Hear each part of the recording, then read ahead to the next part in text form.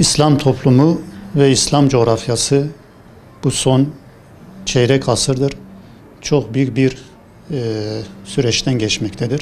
Genelde İslam coğrafyası, özellikle de bizim coğrafyamızda bu son birkaç yıldır yaşanan bazı olaylar toplumun gidişatında çok büyük değişimlere sebep oldu.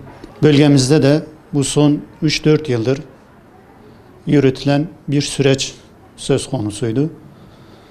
Bu süreç her ne kadar iyi niyetlerle atılmış adımlar olsa da baştan beri söylediğimiz gibi süreci desteklemekle beraber yapılan yanlışların olduğunu ve bu yanlışların devam etmesi neticesinde çözüm sürecinin çok büyük sonuçlara, olumsuz sonuçlara dönüşeceğini biz söylemiştik.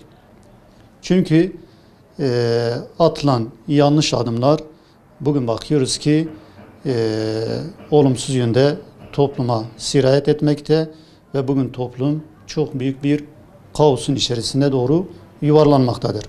Bütün bölgede olduğu gibi ilimizde de 6-8 Ekim olayların akabinden günümüze kadar gerek eğitimde olsun, gerek ticarette olsun, gerek ekonomide olsun ve gerek diğer sosyal ilişkilerde olsun bu çözüm sürecindeki yanlış uygulamalar, yanlış adımlar bugün kendini çok güzel bir şekilde gösterebilmektedir.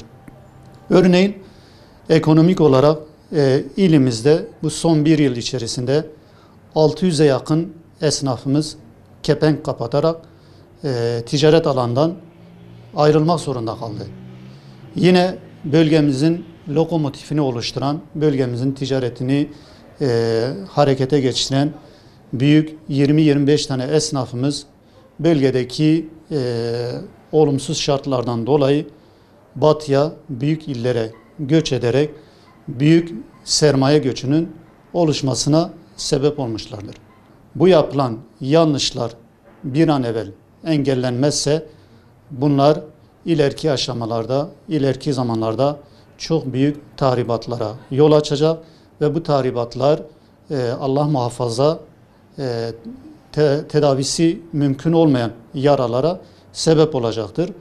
Bundan dolayı tarafları gerçekten toplumun menfaatine olacak, toplumun faydasına olacak adımlar atmaya, toplumun kanı üzerinde, insanların kanı üzerinde siyaseti bir kenara bırakmayı diliyoruz, istiyoruz. İnsanlar tedirgindir, esnaf tedirgin, esnaf ileriye yönelik adım atamamakta, ileriye yönelik bir çalışmanın içerisine girememekte.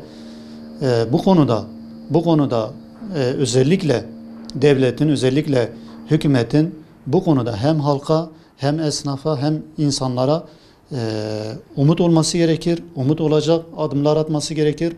Bunlar yapılmadığı sürece toplumun bu kötü gidişatı daha da devam edecek ve Allah muhafaza bu gidişat bölgenin büyük bir kaosa sürüklenmesine sebep olacak. Ve işte o zaman asıl büyük sorunlar o zaman başlayacak. Belki şu anki görmüş olduğumuz sorunlar işin daha başlangıç kısmıdır. Bu başlangıçta devlet olsun, hükümet olsun gerekli adımları atmazsa ileriki aşamalarda şu an çözüm sürecinde yapmış oldukları yanlışlar gibi ileriki aşamalarda da geri dönmesi imkansız olan bazı sorunlarla karşı karşıya kalabilir. Bu açıdan biz tekrar Hüdapar olarak halkımızın şikayetlerini dinleyerek, halkımızın sorunlarını dinleyerek biz şunu söylüyoruz. Çözüm sürecinde yapılan yanlışlar tekrar edilmesin. Çözüm sürecinde sadece bazı kesimler, bazı tarafların muhatap alınması ve bunun dışında toplumun asıl dinamiğini oluşturan diğer kesimlerin görmemezlikten gelinmesi, bugün sonucun bu aşamaya gelmesi, çözüm sürecinin çözülme sürecine dönüşmesine sebep oldu. Bundan sonraki adımlarda da şayet aynı mantık devam ederse aynı sonuçlarla karşılaşılacak ve ileride telafisi mümkün olmayan sorunlarla karşı karşıya gelinecektir.